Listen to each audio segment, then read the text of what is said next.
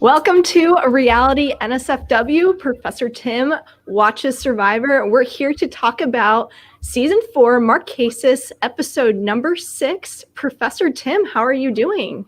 I'm doing immensely well. I'm on a slightly different computer today, so I hope everything goes well. I'm feeling a little bit like Princess Leia in the first Star Wars film. I was going to say it's my muff, but I understand that's got a slightly negative meaning too, so I have to be a bit careful. But yeah, she had these sort of earmuffs, didn't she? She looked very elegant. I think it's a style we could. I ought to have some sort of crocheted cover, and then I could get into my Star Wars spirit. There you go. Got to get into take on the world or the universe, actually. Yeah, Masters of the Universe. There we are. He-Man. I could become He-Man. That's not quite Star Wars, is it? I'm telling you, I'm betraying all my 1970s film references here. So we are without Cody with us, but we are going to still break down this episode, and I'm sure you have many, many opinions about it. I really today it sort of divides into two. There's only two things that really stuck out for me, and I'm sure we are going to talk about those. Of course, the Specter of Gabriel sort of hovers over the entire episode. I think Gabriel got more mention than most of the other cast members who we actually saw. It's such a disaster to have got rid of him, and I do hope we can find him and get him on the show, because we haven't really had any guests so far, and it's so much nicer to have sort of real people rather than me. So I'm hoping we can reach out to Gabriel, blow your horn, come on. We have to get him here, because I think he understands the show in a way that I think most of the other people don't, but they understand the show that it's become. But Gabriel understands the show that I would have played and that I would have sort of supported. I think he was very, and he was greatly loved by the production. So and it was so lovely to see sort of Pascal's tribute to him and reading the poem. Not a terribly good poem, but nevertheless, it's the affection rather than the literary merit, which I think is important. I just like Gabriel. I liked him as well, but let's also remember it is Survivor, and he wasn't really there to necessarily play the game. No, he was there to play the game. He wasn't there to play the game. He was there to have the experience, which I think is really what the thing is about. This is about reality TV. The game is the MacGuffin. The game is the excuse, so that the participants feel that they're doing something. Otherwise, they're just wandering around aimlessly like zombies. Don't you hate zombie films? I do find it so disturbing seeing somebody with half a jaw walking around. I just think, that's like mourning, isn't it? Really, it's yeah, I'm not really a zombie fan in particular, but I think Gabe would have done better on a season 1 platform. He would have been great for Borneo, great for that season. Wouldn't he? He was a great character, so he would have done amazing with that type of platform, because many of those people did not necessarily know what they were doing and weren't there for the game per se. They were there for the experience. The experience, and but you see that this is the thing. What we want to see is character development, and so we've got two things with television we can do. We can have character development where the character grows in front of our eyes, like some sort of sunflower, or we can have character discovery where we are rather dull and we gradually meet these characters over a period of time. It's rather like being the queen. So, oh, hello, where have you come from? How lovely. And then, but what happens is we give these characters something to do so that, they're not sort of stuck like zombies. And that something to do has taken over the format. Now, what we've got here in Marquesas, I think, is that something to do has taken over the whole show, and it's become slightly formulaic in the space of one series. So, series 3 between series 3 and series 4, you have a sort of a yawning chasm of predictability. And I've been trying to work out why I find this show so frustrating. And it's because of its predictability. So I've already said I think I know who's going to win, and I'm playing the game. I'm playing our game very obediently. I'm not trying to race forward to look at future episodes. I'm doing it episode by episode. But sometimes I'm finding it really tough sitting down and saying, I've got to watch this thing now. And I'm looking for those things that sparkle so that I'm not so I don't become a sort of moaning Minnie where everything I say is negative. And I felt there were things today which sparkled. And there was something which really struck me. Am I allowed to tell you what it is? Oh, I'm ready for it. Hit me with it. We don't seem to have any viewers at the moment, which is rather alarming. We're in complete isolation. Sam is in the chat as always. Yeah, I'm in the private chat here. Oh, I see. We've got Sam. Hello, Sam. There we are.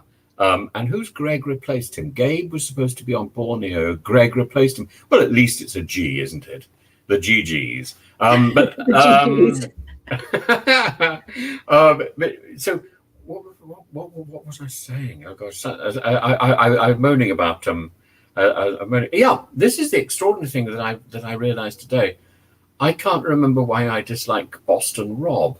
He's sort of, because he's now suddenly found himself on the back foot and is looking like a victim, and is looking vulnerable for the first time in the show. My heart has gone out to him a little bit, and the other person who's sprung up, and I'm sure I had some gripes about John.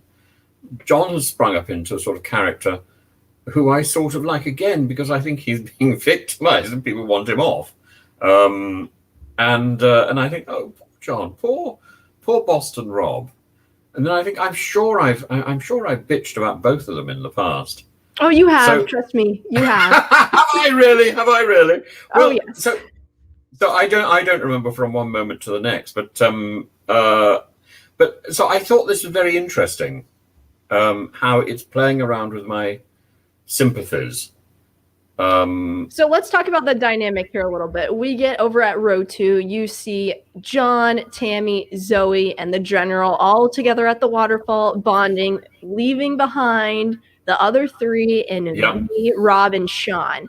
And John going on and on and on about the General. And I hadn't realized that Robert was called the General, but obviously that's to distinguish him from Boston Rob.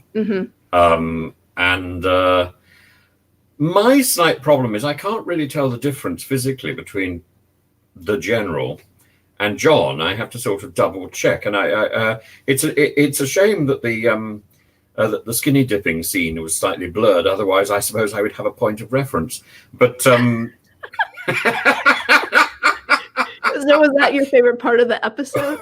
Well, I had to do a double. In fact, I had to rewind a few times to work out which one was actually doing the skinny dipping, and I'm still not completely convinced. It's John, wasn't it? It was John that was doing the skinny dipping. He wanted to free himself. Yes. Yes, I've never quite believed that.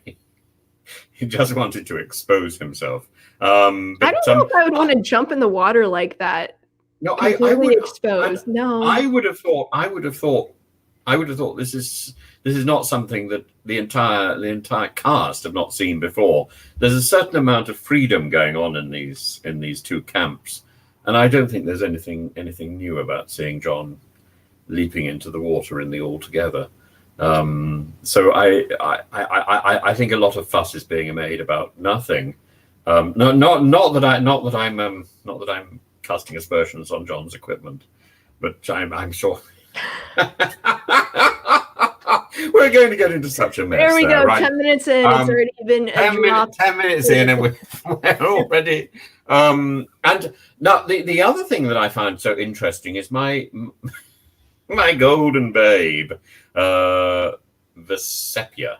Have I got her name right there? Vesepia. Yes, Vesepia. Yep, you got it. I feel that name belongs in one of those one of those horror films with Vincent Price. Can't you imagine saying Vesepia? Well, if you say it that way, yes, of course. But if I'm just flat out saying Vesepia, to me, that's not intimidating nor scary. No, it's not. It's not scary at all. It's just such a wonderful name, and somebody like Vincent Price would just have it's a name which needs to be heard and heard again. I see her still as a winner, but today she's being sort of pushed down in the entire series. This is a publicity thing, so that we wonder whether or not she's going to get through. But no doubt. Well, no you can doubt. even tell Boston Rob and Sean, who she's actually been with for a while, are not happy with her because they think that she's kicking ass. No, Lauren, don't believe this rubbish. It's an invented production nonsense. Sean is as devoted to Vesepia as he was at the very beginning, and she is as loyal to him. I think the only thing is they've realized that Boston Rob is a shit. And that's being slightly sort of muted for us by linking him to Sean. No, I think nothing has happened there. This is a way of marking out the two groups. And I just see that it's too simplistic.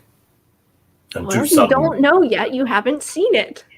Oh, I've seen it. I'm sure. I have no doubt at all.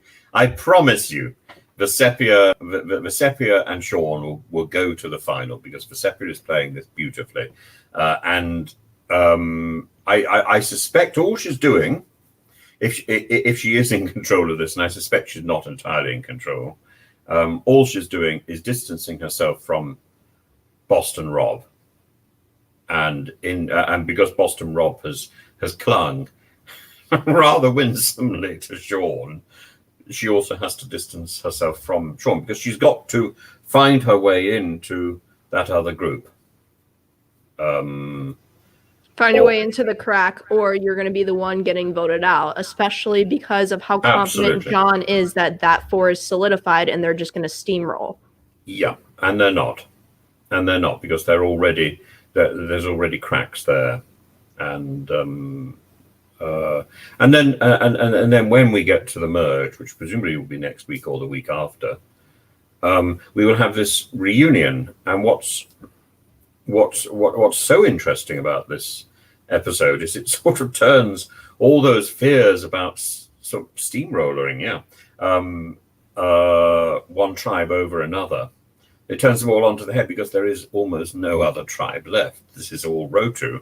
It's even taken over the other side. With today, there is no one left on the other side. That's it. Mm-hmm. Yep. There's only 3 left now, and it's a big deal. It's absurd. It is absurd. It's so ill balanced.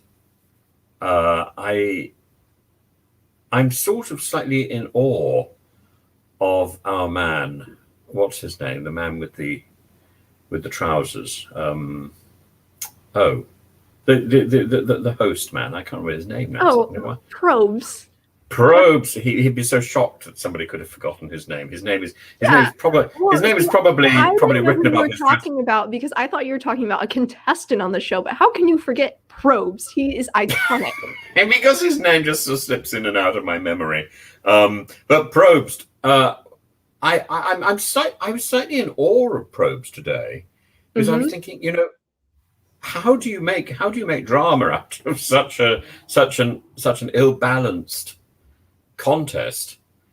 And he manages to do it. He manages to keep that energy going. And I can see it sort of flagging. And I love Probes.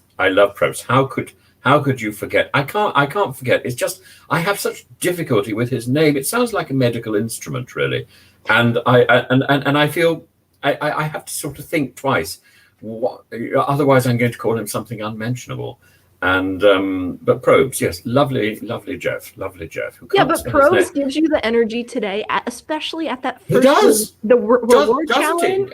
the level of energy that he puts in. I thought he was going to go to the moon sort of without any sort of vehicle. I thought he was just going to ascend. The moment when we realize his divinity is genuine, and he will have totems all over the place to him afterwards. But he confirmed why he is the host, because it was a magnificent performance today. And if we get nothing else out of the show, out of this episode, what we get is a salutation to the wonder that is Jeff Probst, in a way that no other episode up till now has really done so. He carried the show today. And he injected energy in a way that was just astonishing. I've not seen that level of energy from a host on an American show, I think, ever. I've seen it on British shows once or twice. There's a fellow called there were a number of people who did these British shows in the 1970s and 80s. Almost all of them were comedians, and they all brought with them a level of energy which was just captivating. The most energetic was Bruce Forsyth, who had all these sort of catchphrases and things, and he played to the audience. But there were so many of them who did it superbly. Most of them are fairly camp, but but so is Jeff Probst. I mean, he's as someone that has watched from season 1, just seeing how Jeff has come into the person as he is as a host is incredible, especially we're through 40 seasons now, and I've watched every single minute of Survivor, and he is incredible. No one can ever replace him. I don't know what the show's going to do when he's gone, because there's no one that can. I mean, he's quite extraordinary. Up till today, I've always sort of dismissed him as oleaginous and rather sort of predatory. Not the sort of person I would like to meet in the street. And today, I thought, this is a man who can control these sort of various energies and direct the energies of the show. And that's astonishing. I really admire that. For the first time, I'm thinking, if we could ever get hold of Jeff Probst as a guest, I would be delighted. For the first time, I see his value, and I think what a silly Billy I've been not to have noticed that beforehand, not to have appreciated that beforehand. See, you're disappointing your man Probst. You haven't been representing and being on his side. I haven't. I've actually seen him as a blister, a wart on the program. I've seen him as a problem Probst, but now I think he's central to the thing. He's energy Probst. He's lovely. So now we're in a new age. Probst is at the top of your list now. Respect, but let's talk about not respect, adoration. I love Probst. I'm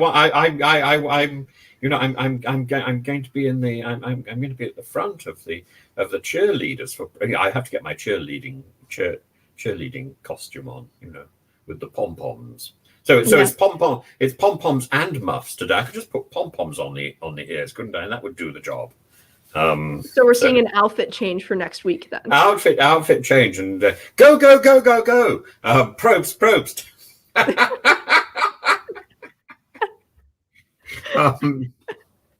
Jeff, rah. There we are.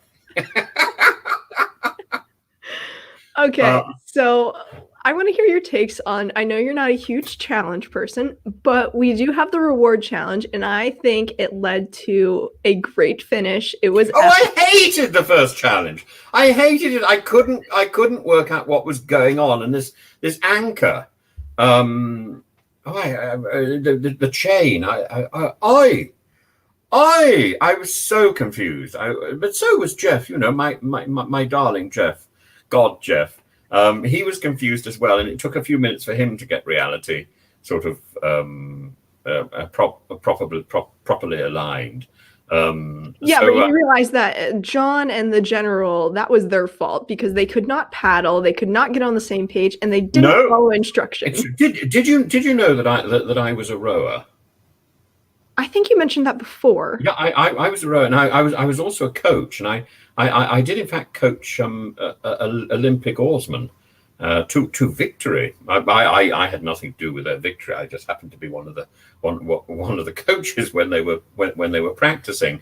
So where did they go wrong? Where did they go wrong? Yes. Well, no, who was it who was saying? So John was giving the orders. John was barking the orders, and I don't think he should have been. I think he should have worked out what Robert was actually doing, and then compensated. So the so you know what one of the problems with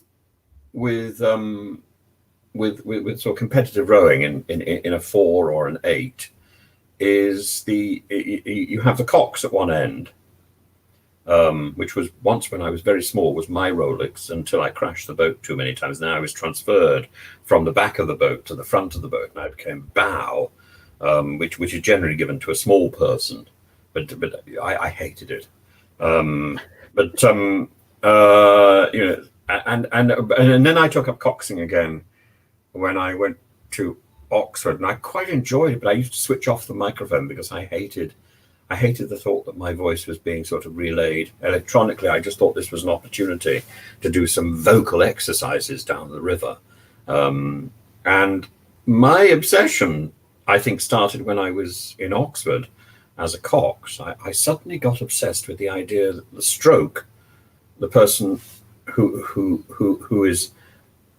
everybody follows in a sense, the stroke can be out of time. Yeah. And I used to bark orders at stroke, and they didn't like me for this because they see themselves, you know, even more than Jeff Probst, they see themselves as having attained a certain divinity. Well, the one giving the orders is not actually doing any of the work. They're just giving. Well, that's the cox. The cox is giving, but a good cox doesn't need to give the orders. A good cox can sort of imbue the boat with his or her own spirit, which is what I tried to do. But there is a rhythm to the boat, and if you sense that rhythm, then the stroke will follow that rhythm. If the stroke tries to set a different rhythm, everything goes wrong. Or if the stroke actually can't set a rhythm, it's metronomic. If you're out of time, your boat doesn't work. It's about being in time. And it's about setting up a wonderful rhythm and then getting the balance right. So as you take your stroke, and you dip the blade in the water, and then you pull through, and then you take the blade out of the water and you feather the blade, and then you slide on your slide forward. It's that slide on your slide forward. If you're all balanced, it's beautiful because what you see in the water is 8 little puddles. And the boat glides forward, or also lurches forward. Actually, if you're the cox at the back, you really notice the lurching because it jams into your back every stroke, and it's you then know it's happening correctly. But if somebody is slightly ill balanced, or if you put on the rudder as a cox, you never use the rudder. You just don't want to use the rudder. You want to just. You want to get the stroke side to just slightly to pull slightly harder, and bow side to pull slightly less hard, and then the boat spins naturally.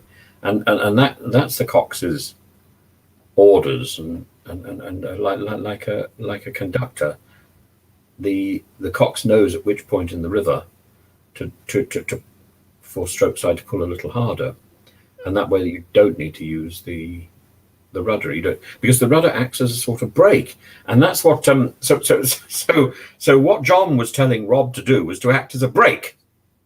Yes. And that's why they were late, because they were ahead, and Rob was saying, you know, just stop me, because I'm so much better than. No, you got 2 blades, 2 little oars, And that's why you've got two of them. You're supposed to work together. And also, John likes to be in charge, and so he probably thought he was the best. John likes to be in charge, and this is the problem. John likes to be in charge. John likes to show off, as we saw. Well, as we didn't see. Well, sadly, remember, he even said going into that challenge, if that had been British, we don't care about winning this reward challenge. We don't care about the immunity. So he said, we're going to put our best people forward to compete in the reward challenge, and we don't care if we don't win the immunity challenge. Did you really put your best people forward? I don't think they did. He put himself forward, which is not necessarily the best people for the job, and this is one of the mistakes of self-inflated sort of. I don't know whether he was self-inflated as he was doing his jumping in the water, but if that had been a British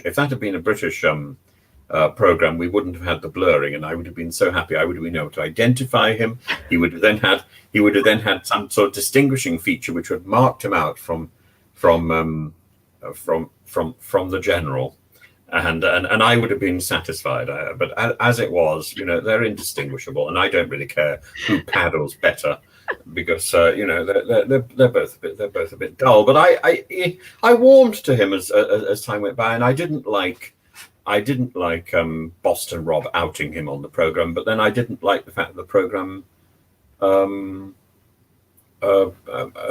used that little section. They don't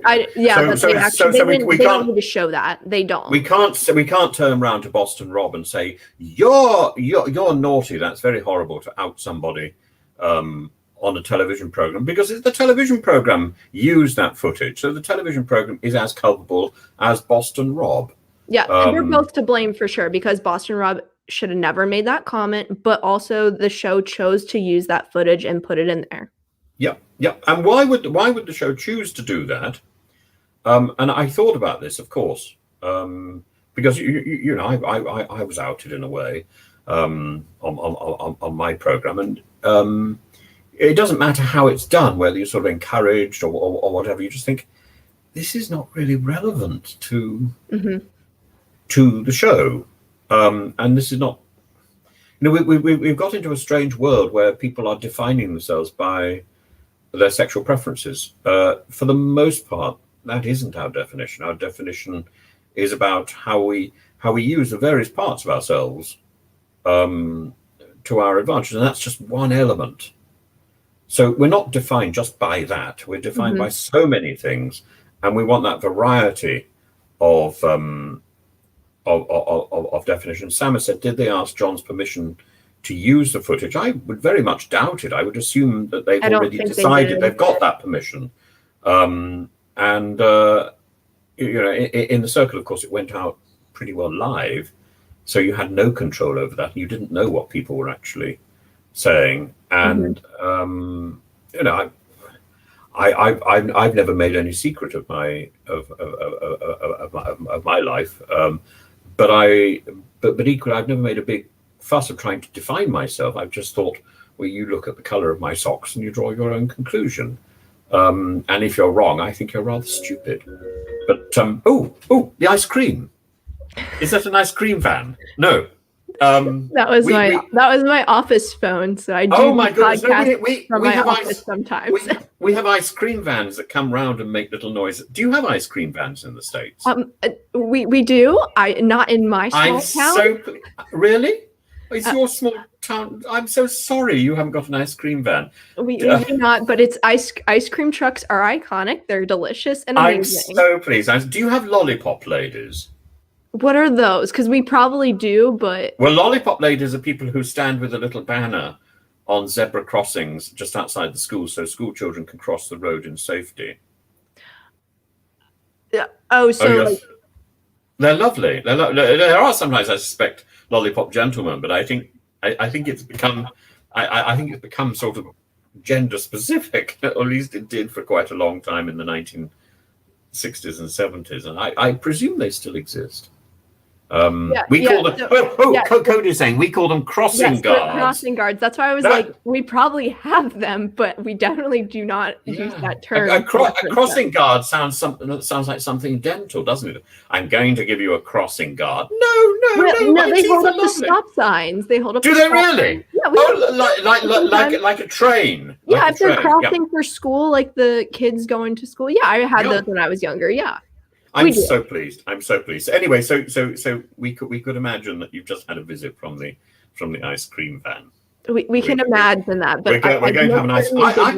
I was an usher in the cinema for a while, and I had one of those trays, and they said go down the aisle, and with your ices and your various ice creams and the little torch, which I thought was tremendous fun, and I've always wanted to do it. So for a short while I did do it.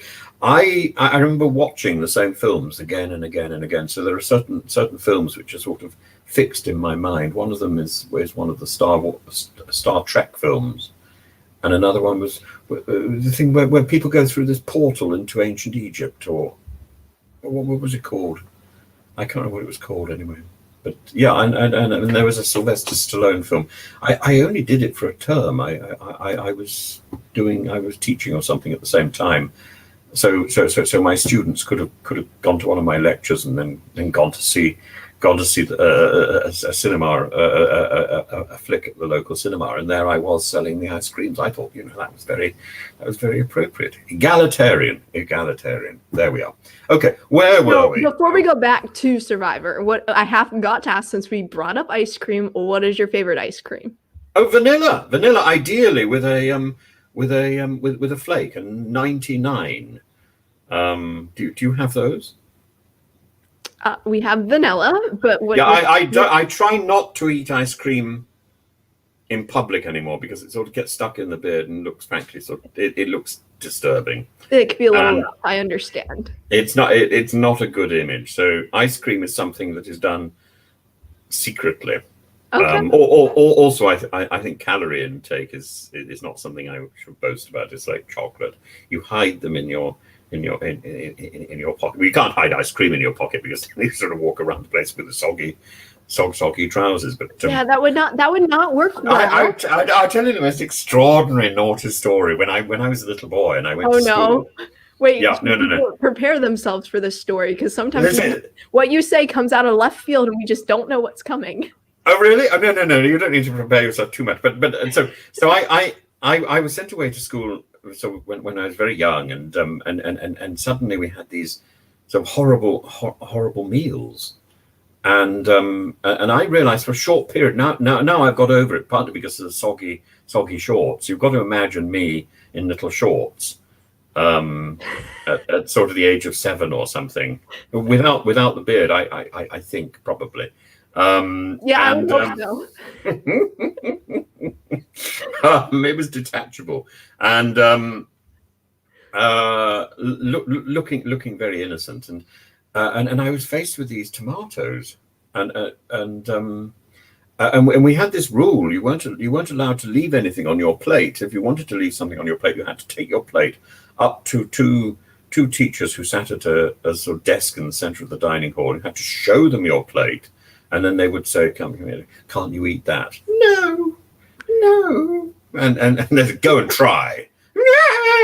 And you'll be left eating when everybody else had gone, and you'll be sort of pushing this tomato around your plate. And anyway, I had the great idea that I could take these tomatoes and put them in my short pockets, and then I could dispose of them later. But when I got up, the shorts were sort of 1970s shorts and quite tight and quite short, and the tomatoes exploded in my shorts, and there was they started dribbling. Oh my God. I had dribbling tomatoes down my legs, and it just it was dreadful, sticky, gooey, and sort of very distinctly moist. Not as bad as fish. The breaded fish, which was just disgusting. It was slightly cold, and I remember I was ill for 1 week. I was often ill, and I was sent up to this sort of little infirmary place, this little hospital that the school had, and there were about 4 or 5 of us there, and we were allowed to eat on our own, and we had a little table, and the matron would come in and supervise every so often, but then she would go out, and I thought, we've got this ghastly fish, what do I do? And I thought, I know what I'll do. I'll take the fish and I'll put it in my dressing gown pocket, because it's little pajamas and dressing gowns. You can imagine the image. It's a very, very traditional flannelette pajamas with stripes. And I put the fish in my pocket, and I took it to the loo. And I put it in the loo, and then I flushed, and it wouldn't go. It was sort of like one of those things, so we all have this problem with floaters. And this fish was a defiant floater. And no matter how many times I pulled the chain, it wouldn't go. So I eventually, oh my God, what am I going to do? I can't leave it in here. And then the matron was banging on the door. Are you all right? Are you all right? Yes, I'm all right. You're scrambling then right there. So I take the fish out of the loo. Now a very moist fish as well as cold. Oh God! Put it back in my dressing gown pocket and take it back to the table. I think, what the hell can I do with this now? I can't eat it. It's been in the loo. I hope you weren't ever considering eating it. Of course, I was considering it. I was 7. What are you going to do? And then I saw, oh, there's a slightly open window. I thought, I can just sort of toss the fish out of the window. So I did. And unfortunately, at that moment, the headmaster pulled out of the school in his car, and the fish landed on the bonnet of the car. Oh, no. It must have been like a sort of hurricane moment. Fish falling from the sky, cooked and breaded. I heard nothing. So I think I got away with it. But so, I have so many of these food stories. It's a litany. Now I like fish, but it is a way of curing you. Fish and tomatoes. I can't think of anything nicer than a nice plump tomato. And I when I see a tomato now, I don't think I want to put that down my trousers. But but yeah, I was cured. By mushy tomatoes. And so many ghastly things. Oh God. Well, this has been fantastic thus far, sorry. but we're gonna transition back to Survivor, of course, for the listeners. Well, you see, I had my own Survivor experience. We're sort of facing all this ghastly food. That is true, facing all the food. But we're gonna take a moment and hear a word from our sponsors. Is this going to be naughty? Let's hope so. You never know. We're unpredictable, right? We never know. Let's let the people have it. We will watch with bated breath and think about tomatoes or something. Breaking news! This important PSA is brought to you by Manscaped.com. This is your public service announcement and the news you've all been waiting for. The Manscaped engineering team has confirmed that they've successfully created the Lawnmower 4.0 trimmer, which is now available for purchase in the USA and Canada. This new trimmer was just released only moments ago, and we're one of the first to get our hands on it and share the news. Join over 2 million men worldwide who trust Manscaped with this exclusive offer just for you. 20% off and free worldwide shipping with the code SURVIVOR at manscaped.com. I'm one of the first people to try the new 4.0, and I'm blown away by the performance. The craftsmanship and details on the 4.0 are next level. Their advanced ceramic blade and skin-safe technology is so good that it almost seems as if Manscaped worked with Elon Musk's engineers to ensure your testes are as safe as possible. Now, I've had my moments in the past where I tried to use the old disposable razor. Tried to do some shaving. Oh my God, it looked like a 1980s NWA world title match. Ric Flair versus Dusty Rhodes wearing the Crimson Mask. Not anymore. No way, Jose. Oh my God, we're talking what makes this trimmer different than the other trimmers. It's a new multifunction on-off switch that can engage a travel lock, created for people who like to travel like me. I'm in Miami once a month for wrestling. I got Paola from 90 Day Fiance. She's not checking out my balls, but if she did, I would be ready. Now, we also have the Lawnmower 4.0 giving you the ability to turn the 4000K LED spotlight on and off when needed for a more precise shave. And the new trimmer allows you to customize your trim all over through additional guard links with sizes 1 through 4. And looks-wise, it's sleek with a two-tone matte and gloss finish. Even features a hot foil stamped black chrome Manscaped logo. Show that mower off loud and proud. The optimized Lawnmower 4.0 trimmer is also waterproof, so you can groom in the shower and not have to worry about making a mess on your bathroom floor. Did I mention wireless charging? The Lawnmower 4.0's new wireless charging system uses electromagnetic induction, which can help battery length last longer. If you're still trimming your face with your ball trimmer, it's time to make some changes. So here you go. Get 20% off and free shipping with the code SURVIVOR at manscaped.com. No person wants to end up with pubes in their mouth, and your balls will thank you.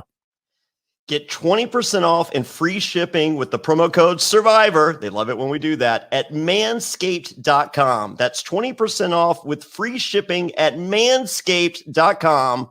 manscaped.com. Use that promo code SURVIVOR and unlock your confidence and always use the right tools for the job with Manscaped. Was that everything you wanted?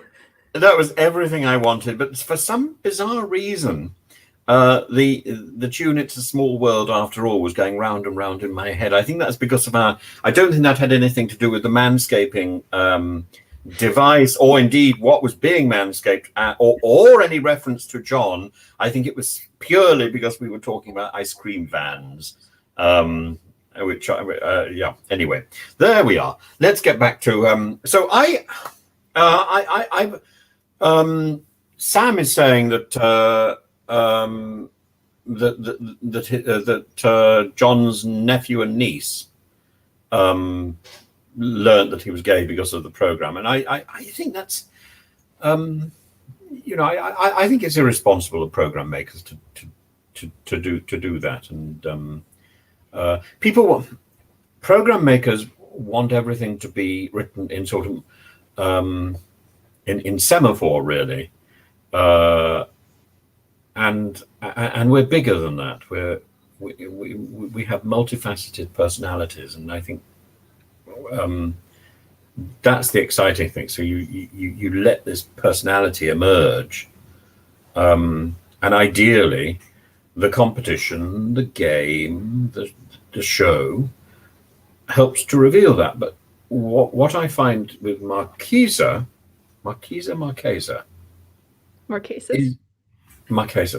is that the show it's like Mojave. I just can't pronounce these words. It's like the show. The contest is more important than discovering the characters, which is why I'm having such difficulty identifying people. Because I don't think it's that they're not interesting. It's that they're the show is not interested in them. The show is only interested in them because they're horrible. So we know who Boston Rob is because he's horrible. What is Blue Chew? Asks Anthony Eros. It's a little pill you take to make John look impressive. I think if he wasn't blurred. There we are. Sierra Mist. So we go to the product placement as if John's product placement wasn't enough, and we're thinking about his skinny dipping rather than his being outed. But yeah, I despise product placement like that. I don't really approve of that, and I don't really approve of the sort of meal. It's I always you didn't think, want the Sierra Mist, like that would have put like a little bit of pep in your step there. No, I don't drink these things out of cans. Okay, but that's fair. You say you don't drink these things, but if you're on the show and you're starving and you're thirsty, I feel as though you'd basically drink pretty much anything. But I think it's bad for you. So you remember in the film Gandhi, where Gandhi does his first or second hunger strike, and then when he finishes, he says he'll just have a very small amount of water with some lemon juice or something. Mm-hmm. Because he's being wise. You break your fast slowly. You don't guzzle down an entire meal of waste products. Oh, I'm not saying to guzzle it down, but I think you should have a little bit of it to give you some energy. Because as John, I don't think Sierra Mist is the way. Sierra Mist is not the way to get energy. No, but just like a little bit in your system, just to have something. Because that would be great, but you know, there should be a doctor on hand to say this is the sort of food that you should have after you've been living on crabs and sort of bits and pieces. Well, and John makes a good point. He said he wouldn't have touched half of that food that was there because it's going to make you sick. The amount that they eat in excess, and they're just not, their bodies can't process it fully. And we've seen that. You can have a little bit of it to just give yourself that energy that can help you potentially get through the next immunity challenge. But it should be medically controlled. I think again this is irresponsible of the shows. So Jeff makes some gnarly milkshakes. Who's that future. Oh, does he? Yes, but they're not. When he's saying gnarly here, they're not that great. I can tell you that. What's he made them out of? Oh, a mixture of literally everything. It's a gross food eating challenge. Well, this is Jeff as in Probst. Yeah. It's like manna from heaven. He produced. Oh, I see. He makes milk. But did last year? Wasn't he doing stuff about cow's blood? So. Yes, I would. The blood is probably way better tasting than the shakes that Probst makes in the future. Right. Yes. Well. Yeah. I have heard dreadful things about what goes on in restaurants when the service staff don't like you. That's why you have to be very kind to every single person you interact with. I entirely agree. But there we are. Or at least if you want to be rude, you save it until afterwards. Well, okay, I do want to ask you your opinion on this because I think this was like an iconic piece of the episode when Boston Rob goes up to Zoe and point blank period to her face asks her, "Is there an alliance?" And Zoe looks at him with a stare of what? She denies it. Yes. And she says, "Well, we're friends." And then John, it is John. Yes. Then he goes to John. Contradicts her and says, "Of course there's an alliance." Yes. But again, I'm not because of these programs, you've made a distinction between an alliance and a friendship. To me, these are synonymous. But what you understand by alliance, what we understand by alliance now, is a calculated alignment of interests. Mm-hmm. And friendship is not terribly interesting. What I would like to see all the time is friendship over strategy and alliances. But I think I'd be fighting a losing battle if I tried. You would be fighting a losing battle with that one. I'm not afraid of strategic playing. Mm-hmm. You know, I'm a great fan of chess. I'm a great fan of losing chess, and I'm a great fan of seeing how other people's strategy is developing, and I can see it sort of, moves before it actually takes place. Well, let's talk about John's strategy, though. Talk about John's strategy real quick, because remember, he goes up to Tammy and says, "Hey, do whatever you can to throw this immunity challenge," because he wants to get rid of Boston Rob, because John believes that Boston Rob's not going to fit into his long-term game plans. But Tammy, you see, is very hesitant about that because she's a competitor. She wants to win, and she's the one that has to participate in the challenge with V, Sean, and Boston Rob. Yep.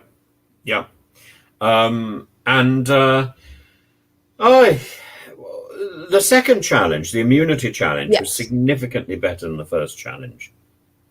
Tell me why. Because it was understandable. The first challenge, there were so many bits to it. I just got confused and bored.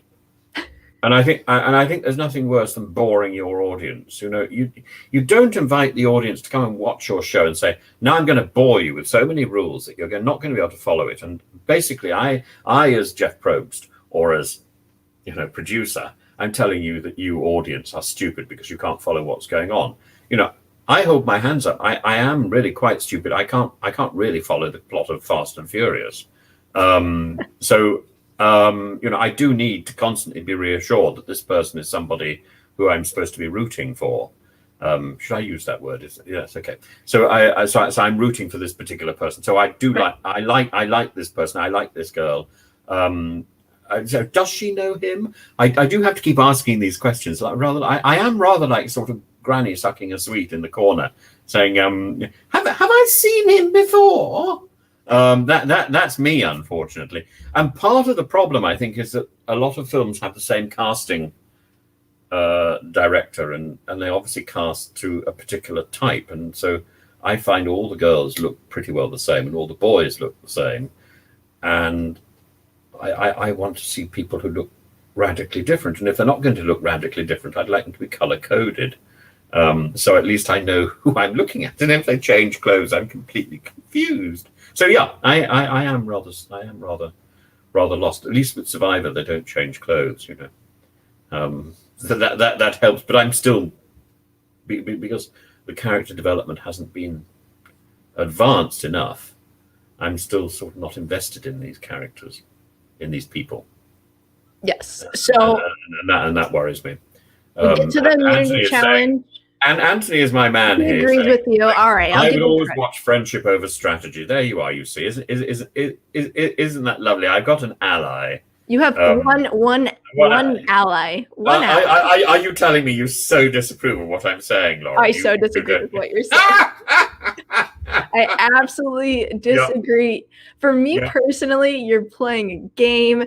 Yes, you're going to make friends out of it, but if the people that you're truly intending to be friends with, they might not fit into your game plan. So you might have to toss them to the wayside in order to win.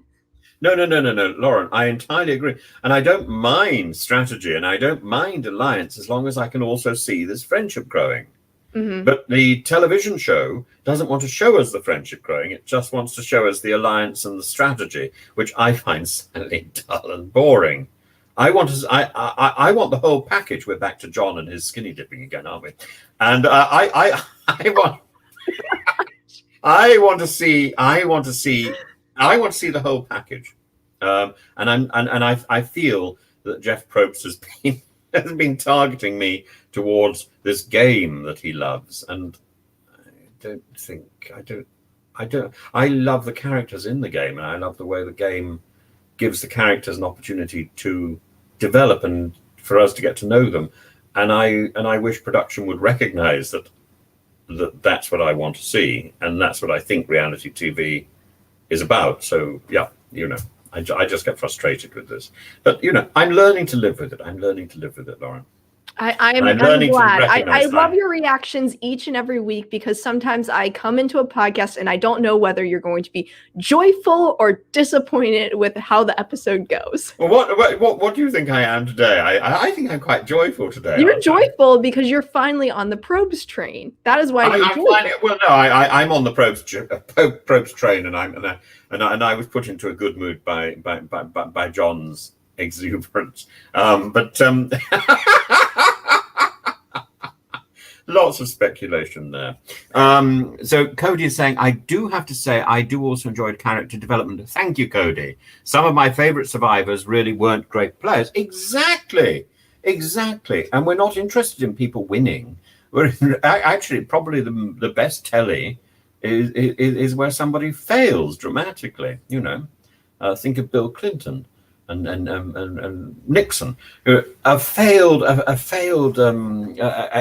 character who is big and fails. This is fantastic. So we remember it forever. Like if they are just this close to the end of the game, and all of a sudden they get the boot at fourth place, but you see that character development, and you actually get to know who they are as a person. Absolutely, and you're rooting for them. It doesn't even need to be late on in the game. Some characters are so big. Who was the wonderful lady that we had in the last in the Australian season, who got thrown out quite early on, and we interviewed her independently. Are you talking about Mad Dog? Yes. Yes. Yes. She's very entertaining. She got voted out early quite early on. Exactly. Yes. And there were a number of them also in season 1. You know, big personalities. You can suddenly think, now I know why you were cast in this show.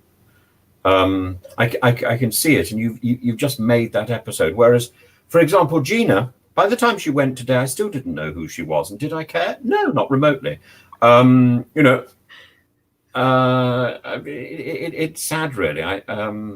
Well, okay, so let's talk about that then. So what ends up happening is you have Pascal and Aaliyah. They're obviously super bonded, super tight with each other. And then you have Kathy, who recognizes that and somewhat feels a little bit on the outside there. And then Gina is the 4th person. So Kathy was very concerned that they could choose Gina over her. Ultimately, they didn't pick that option.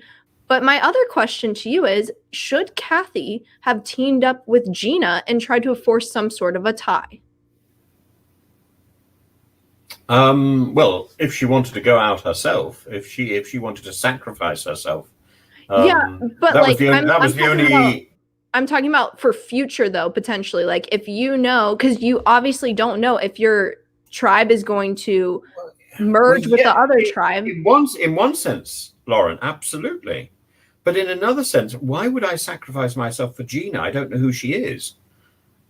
This is the problem. If Gina was a little bit more, if I saw more of Gina's character, well, then yes, obviously I would be throwing myself at her feet.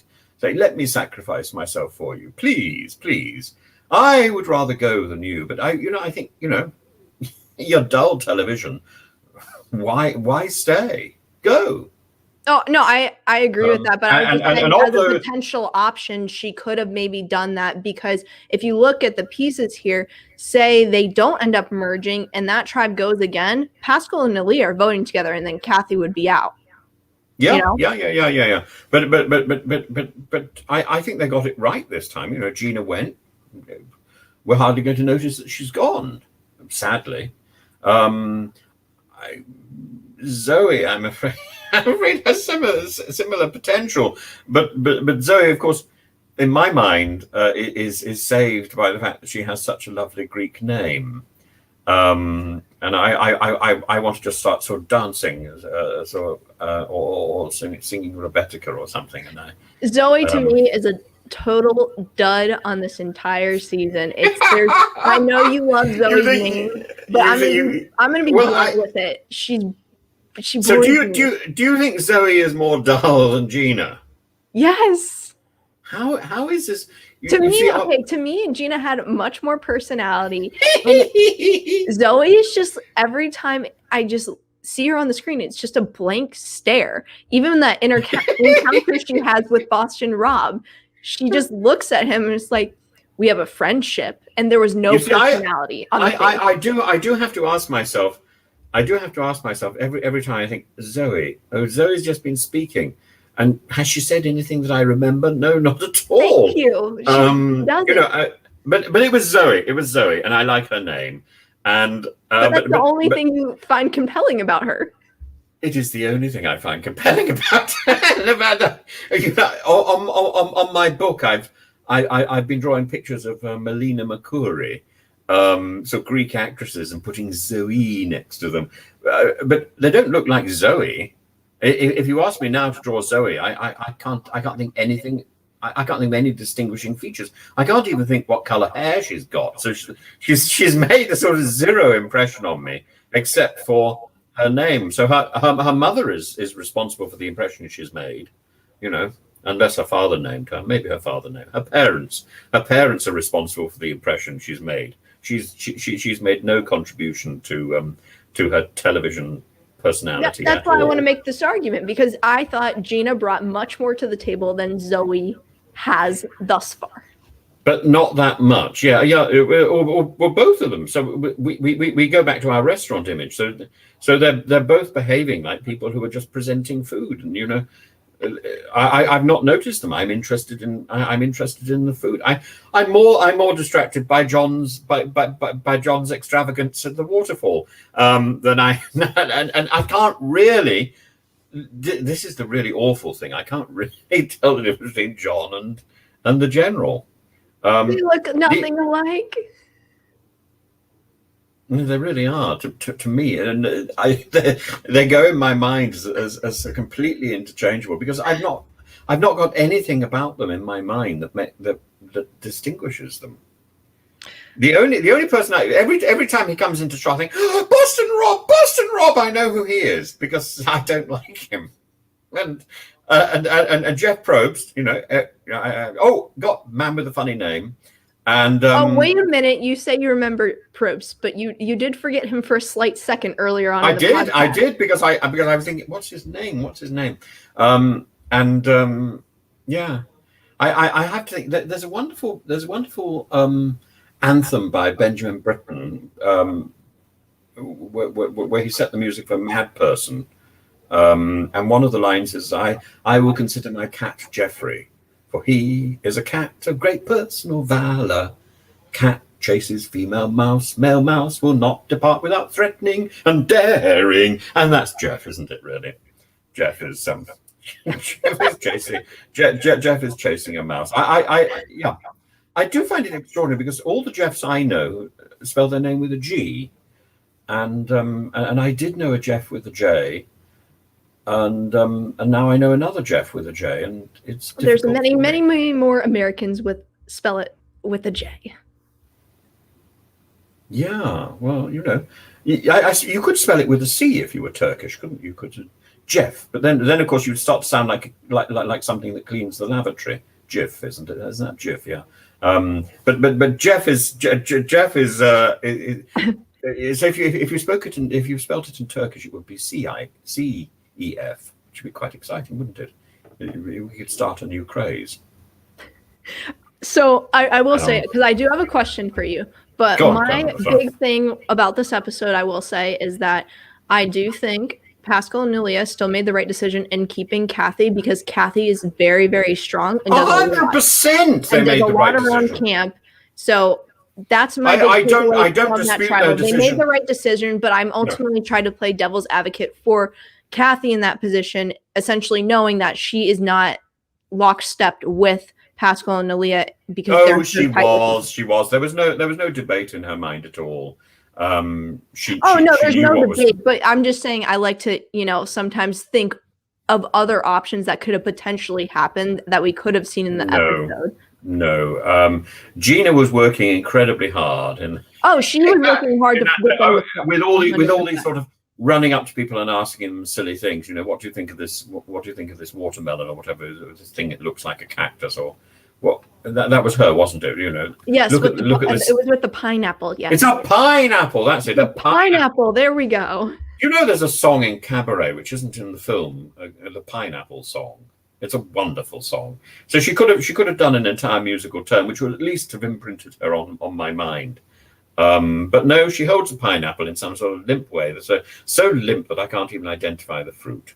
No, it's just desperate. So it's like the person who comes up to you because they've just done an exam, and they say and they find an excuse to talk to you, and you think, I've not spoken to you for the entire year. Now you're talking.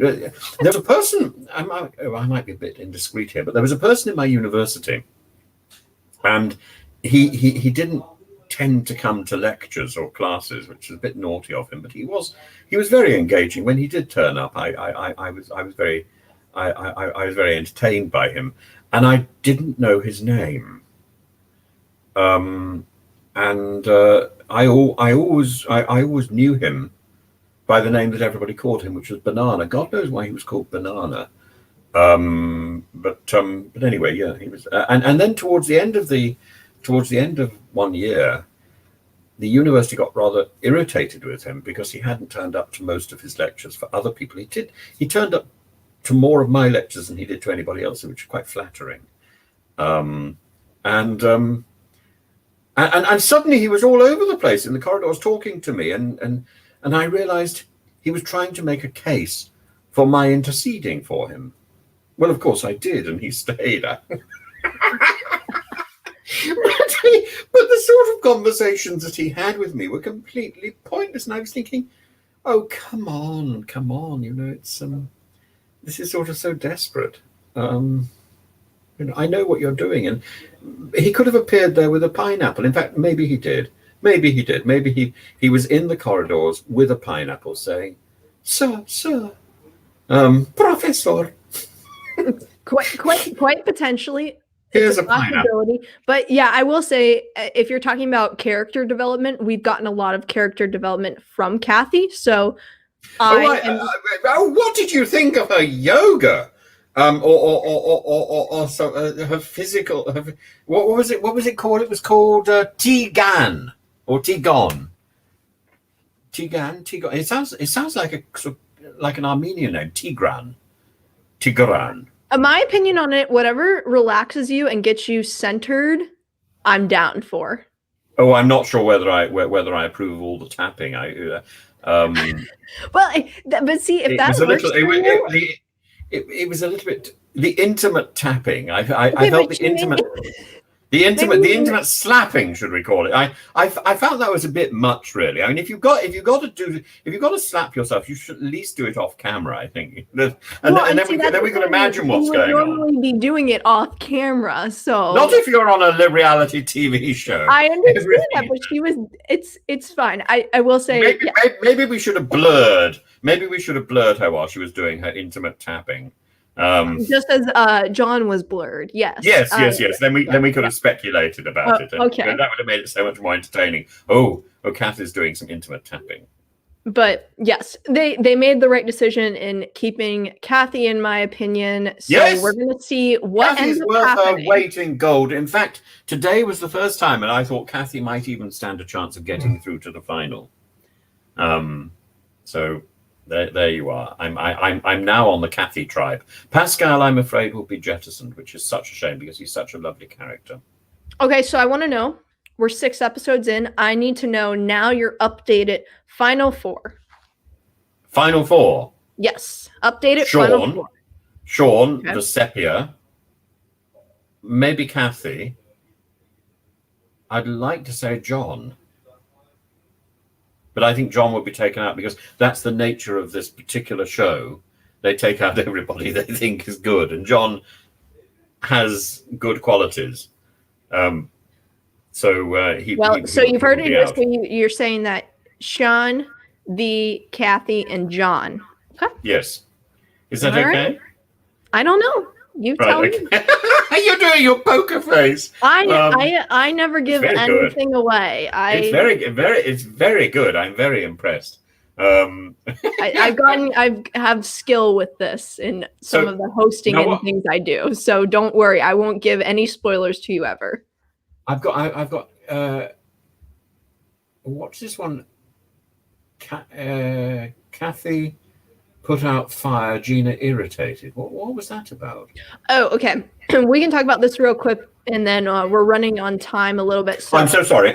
Yes, no, we're totally fine. But let's talk about we've indulged ourselves today. I need your opinion. Go on. So Gina was saying that you shouldn't put sand in the fire, but Kathy was saying, God, yes, that was it. Yes, give us your hot take on this, Professor Tim. Why would anybody put sand? I was a scout. I hated it. Why would anybody put sand in the fire?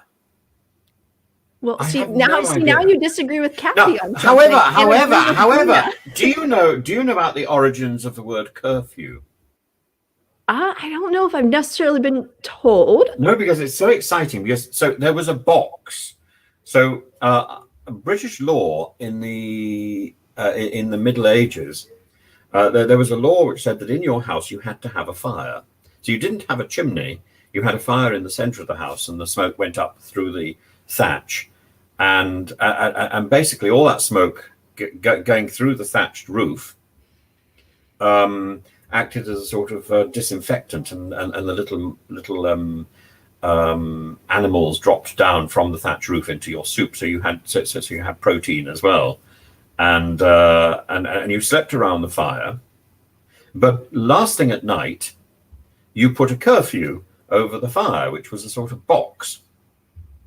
you dampened down the fire, so the only thing that was left lit was your backlog, from which we get the word backlog, and your backlog is glowing, and you put this wooden box over your fire, which keeps your backlog glowing, but doesn't give it enough oxygen to sort of burn.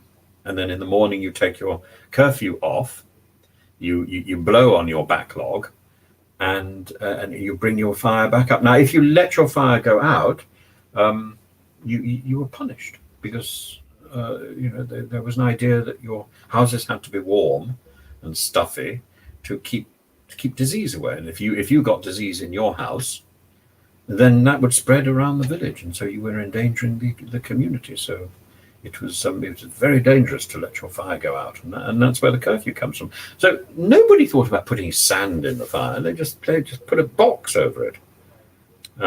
Yeah, I would not have been for the sand in the fire. I was kind of confused with why that was a thing, but Kathy was gung-ho about wanting it to happen. Yeah, no. I'm afraid Kathy was wrong. Poor Kathy. Kathy was wrong in that instant, for sure. But I think she was also wrong with her T-gong. And Anthony is saying it's spelled Qigong, T-gong, Qigong, Qigong. Well, I was convinced it was T-gong. I think I'm getting quite hard of hearing, or maybe people aren't sort of that clear. Now, did I have anything? Did I have anything else? Obvious alliance. Pascal regretting the loss of Gabriel. It was such a lovely moment. Mm-hmm. Tammy. 3/4 of the time we spend fantasizing about food. That's me too, as well. I mean, what is your favorite food? Oh, I would probably say I'm a fish person, so I really enjoy salmon. Yes, salmon is wonderful. Have you ever had sturgeon? I have not. It's not. Don't tell anybody, but it's not something I recommend. Sturgeon don't have bones. They have what is it, gristle or something or whatever. It's like plastic. It's like eating somebody's sort of dentures. And I probably wouldn't be a fan of that. No, and they produce these eggs, which is caviar. And you think, oh, okay, so I've got the caviar, now I've got to have the fish that produces it. And I just don't want to get anywhere near that fish. Prehistoric fish, but there we are. My favorite, I would quite enjoy coming to America, because my favorite food is cheddar cheese, strong cheddar cheese, and I know you produce it rather well. We have pretty good cheese here, I can tell you that. So that would be an incentive for sure. But I don't think you have Ribena. You're looking blankly at me, so and they don't have this in Russia either. But the name, it's a sort of purple. It's a sort of purple drink. It's a sort of beverage. And it was sort of invented in the 1930s or 40s in Britain, and it's a cheap thing for children. Very sweet, blackcurrant drink. And they obviously thought, can we think of a name that no one else has thought of? And somebody clearly had some sort of communist sympathies and had been over to Russia, because in Russia there is a purple drink made from a berry called ribena, and it is disgusting, because I having not got access to ribena in Moscow, I thought I'd go to the supermarket and buy some ribena.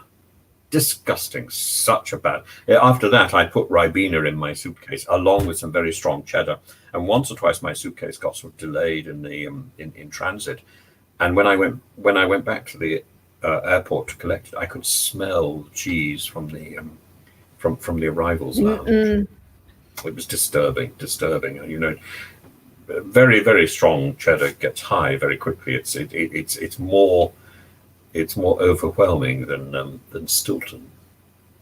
Well, I have got to say, I think we spent at least a quarter, maybe a third of this podcast somewhat talking about food.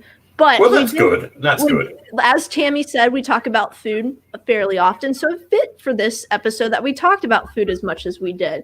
But with that being said, Professor Tim, this was a delight. It's so great getting to talk to you about Survivor. Nice.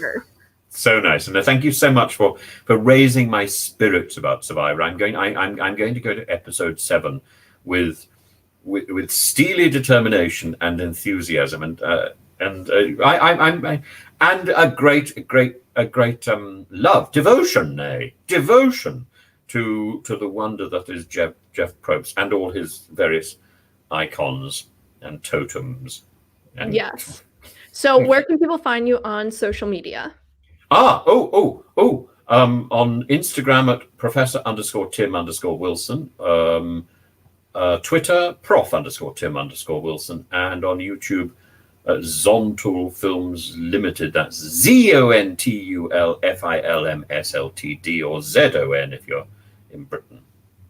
So that's me. There you have it. Yeah. What about you? Where can we find you? You can find me on Twitter at Lauren_Pratt6, and then Instagram, it's just Pratt6. So super simple. My favorite number is 6, so you can't forget it. Why? That was my soccer number in high school and college. You played soccer? I did. What position is 6? I played outside mid and center mid. Oh my goodness. There we are. So you're a sort of all-rounder. A little bit there, yeah. A little bit of speed, a little bit of technical ability, yes. There we are. Excellent. Okay, right. We better run away with. Yeah, we better run away. But I just want to say thanks so much, guys, for tuning in. We'll be back next week to talk episode number 7 of Marquesas. Cody will be back with Professor Tim and myself. Be sure to check out all the content we have going on here on Reality NSFW. We have Big Brother coverage with Brent and Bobby. They are fabulous. If you're looking for some amazing coverage, they have it for you. They're great. I listened to the recap that they did of the premiere, and it was amazing. So be sure to check them out. Also become a patron at adfreeNSFW.com. We have some great things going on the patron end, such as the Q&A that they do weekly. It's awesome. Johnny and Matt are fabulous, and as well as Zach. So be sure to check us out. And thanks so much for joining us. Take care. Thank you. Bye-bye.